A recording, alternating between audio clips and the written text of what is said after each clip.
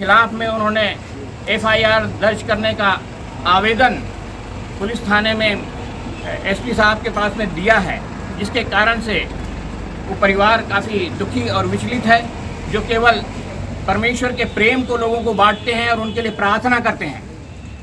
और न केवल इसी प्रकार से, परंतु हम देख रहे हैं कि ये प्रताड़ना का जो सिलसिला जो आरंभ हुआ है, एक राजनीतिक स्तर पर धर्म की राजनीति करने के लिए प्रियो, मैं आपसे ये बताना चाहता हूँ कि इस प्रकार की बातें हमारे देश में अब नहीं चलेंगी। हमारे देश के संविधान को सारे लोग समझने लगे हैं। आर्टिकल 25 से लेकर आर्टिकल 35 तक आप इस बात को जान सकते हैं।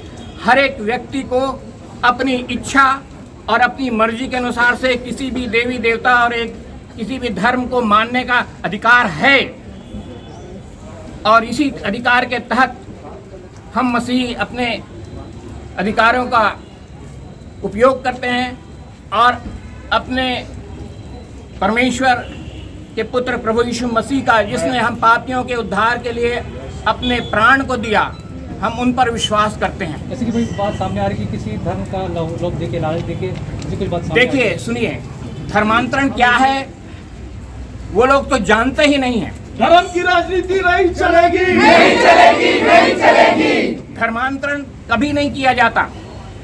मन परिवर्तन, हृदय परिवर्तन किया जाता है। और यदि आपका हृदय परिवर्तित हो गया है तो आप किसी भी धर्म को अपनी इच्छा के अनुसार से स्वीकार कर सकते हैं, मान सकते हैं। किसी के घर में प्रार्थना करने से उसका धर्म परिवर्तन नहीं होता। किसी को बाइबल हाथ में देने से उसका धर्म परिवर्तन नहीं होता। किसी के प्रवचन सुनाने से उसका धर्म परिवर्तन नहीं होता। धर्म परिवर्तन करने के लिए व्यक्ति को विश्वास में आना पड़ता है, पूरा विश्वास लाना पड़ता है यीशु मसीह पर, अपने पापों, अपने गुनाहों की उसको माफी मांगनी पड़ती है, जीवन को सुधारना पड़ता है, और तब उनकी इच्छा के अनुसार से सरकार से परमिशन लेके, जो एसडीएम के द्वारा से, एफिडेविट के परमिशन के द्वारा से ही उनका बपतिस्मा संस्कार के द्वारा उन्हें मसीही समाज, मसीही धर्म में शामिल किया जाता है। तो ये तरीका है जो हम सरकार के नियमों का हम पालन करते हैं, उनका सम्मान करते हैं। अनर्गल झूठे आरोप लगाकर लोगों को प्रताड़ित करना, ये बर्दाश्त के बाहर है। अभी आप क्या चाहते हैं? हम ये चाहते हैं कि जो आवेदन पास्टर उबैद दास के खिलाफ में थाने में सौंपा गया है वो खारिज माना जाए, पहली बात। दूसरी बात, जो अनावश्यकताओं से धर्म की राजनीति नहीं चलेगी, नहीं चलेगी, नहीं चलेगी। और जिस व्यक्ति ने पुलिस पर, प्रशासन पर इस बात का दबाव डाला है कि उनके ऊपर एफआईआर किया जाए, उनके खिलाफ में कार्रवाई की जाए, उनके खिलाफ में कार्रवाई की जाए। क्योंकि उस महिला ने भी अपना बयान पहले ही कल ही दे दिया है और उसने इस बात को स्पष्ट कहा है कि हमारा पारिवारिक मामला है। पास्टर उबैद दास के द्वारा से, उनके परिवार के द्वारा से किसी प्रकार का न प्रलोभन दिया गया और न दिया जाता। आप इस बात को जानते हैं कि मसीही समाज के लोग निम्न वर्ग के और मध्यम वर्ग के लोग होते हैं। उनके पास पैसा कहाँ से आएगा बांटने के लिए? आज की स्थिति में तो सारे आराधना भवन, चर्चेस बंद हैं, और बंद होने के कारण से कोई उनकी इनकम नहीं हो रही है। उनके लिए रोजी रोटी की समस्या पैदा हो गई है, लाले पड़ रहे हैं, तो वो पैसा बांटेंगे। कौन किसको पैसा बांटता है आज के दिन में? आज तो कोई अपने भाई को पैसा नहीं देता, उनकी जरूरत कौन नहीं देता। तो किसी अन्य जाति को प्रलोभन देने का तो कोई सवाल ही नहीं होता है। और इस प्रकार की बातों को सुनना, उस पर विश्वास करना अपने दिमागी दिवालियेपन को घोषित करता है, दर्शाता है। सो मेरा प्रशासन से और अधिकारियों से भी अनुरोध है, इन बातों पर ध्यान न दें और ना ही समाज इस बातों पर ध्यान दे, और हमारे पास्टरों की और उनके लोगों की सुरक्षा का वो उचित प्रबंध करें। यही हम चाहते हैं। अभी आपकी मांग पूरी नहीं करेंगे तो आप लोग क्या करेंगे? हम लोग प्रार्थना करते हैं। हम तो प्रार्थना करने वाले लोग हैं, लोगों को क्षमा करने वाले लोगों। हमारे प्रभु यीशु मसीह ने क्रूस पर चढ़ते हुए भी कहा कि हे पिता, ये नहीं जानते कि क्या करते हैं। वास्तव में ये जो लोग कर रहे हैं वो नहीं जानते कि क्या कर रहे हैं। आपकी मांगे पूरी नहीं करेंगे तो आप लोग क्या करेंगे? कॉन्स्टिट्यूशन पे जाओ।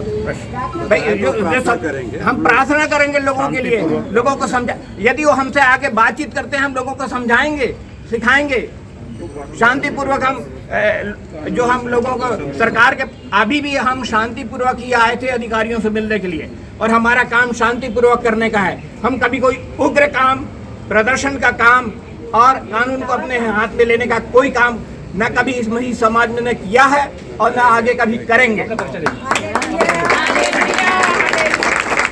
मेरा नाम पादरी प्रदीप कुमार दास है।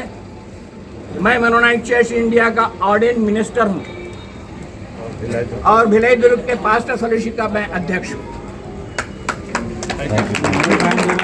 और LIC बारे में थोड़ा सा बताइए। पहले तो मेरा धर्म परिवर्तन हुआ नहीं है सर, और ये पारिवारिक मुद्दा है, क्योंकि ये बहुत पहले से हम लोग का लड़ाई झगड़ा कोर्ट में, समाज में, हर जगह चला है सर। मेरा कोर्ट में भी हुआ है, मैं क्या बोलते हैं उसके लिए लगाई थी भरण पोषण के लिए भी 3 साल पहले 2018 में लगाई थी। उसमें भी उस टाइम समाज में वो किलाबाड़ी में सामाजिक वो प्रकरण था, उसमें मुझे ये समझाइश हुआ था कि वो लड़का अच्छे से रखूँगा, मारूंगा पीटूंगा नहीं, ऐसा बोल के वहाँ से उस प्रकरण में उस सामाजिक बैठक था, उसमें बोला गया कि अच्छे से रखूँगा मैं, ऐसे करके वहाँ से फिर समाज के बीच से वो मुझे लेके गया। उसके बाद वहाँ का जो समाज कोर्ट में मैं लगाई थी उसको खारिज करवाया गया सर, और अच्छे से रखने के लिए बोल के लेके गया। और उसके बाद फिर से मारना पीटना, फिर से लड़ाई झगड़ा, वही जो पहले होता था 2003 से जो मेरे साथ जो होता था वही सब, फिर लड़ाई झगड़ा, मारना पीटना, धारदार औजारों से मारने की कोशिश करना, ऐसा किया है सर। लगातार आरोप में ये भी बताया गया है कि लगातार आपको उबैद दास द्वारा जी के द्वारा आपको लालच दिया गया, पैसों का लालच दिया गया, 80,000 रुपये की कुछ बात उसमें लिखी हुई थी। इस मामले में क्या सच्चाई है, इस बारे में आपसे जानना चाहते हैं। ऐसा कुछ भी सच नहीं है सर, मैं खुद कमा रही हूँ, खुद अपने खर्चा सब कुछ मैं खुद कर रही, और उसने मुझे कोई प्रलोभन नहीं दिया, कोई 80,000 का प्रलोभन नहीं दिया, मुझे कुछ भी नहीं मिला सर मुझसे। ये सारे झूठे आरोप हैं उन पे, और वो मतलब मुझे तलाक के लिए वो दबाव डाल रहा है सर। बहुत पहले से मुझ पर तलाक के लिए ऐसा प्रेशर डाल रहा है कि मुझे तलाक दो, क्यों मुझे घुमा रहे हो, नहीं रहना तो मुझे तलाक दो, ऐसा करके घर में भी आके मेरे साथ लड़ाई करके जा रहे हैं, यहाँ तक कि रोड में मुझे छेड़छाड़ करके भी सताया जा रहा है सर। ये तो क्या आपने इसकी शिकायत पुलिस प्रशासन से की थी आपने? अभी नहीं करी सर, पर 3 साल पहले कराई थी सर। मैं खुद से लखपत थाना में आई थी, मोहन नगर थाना में मैं सारा दर्ज करवाई थी, और वहाँ से मेरा मेडिकल भी हुआ था वहाँ 3 साल पहले मैंने कराई थी, लेकिन अभी नहीं कराई सर। अभी पुलिस प्रशासन से किस प्रकार की आप कार्रवाई की अपेक्षा रख रही हैं? चाहती हूँ सर अगर वो सुधर जाए तो ठीक है, और अपने पारिवारिक मुद्दे को, किसी परिवार के ऊपर, अपने घर की लड़ाई को किसी परिवार के ऊपर, किसी के ऊपर ऐसा दोष मत लगाए, जबकि वो निर्दोष है सर, वो परिवार निर्दोष है, तो वो हमारी पारिवारिक लड़ाई को लेकर वो क्यों झेले उस चीज़ को, क्यों उस पर आरोप लगाया जा रहा है।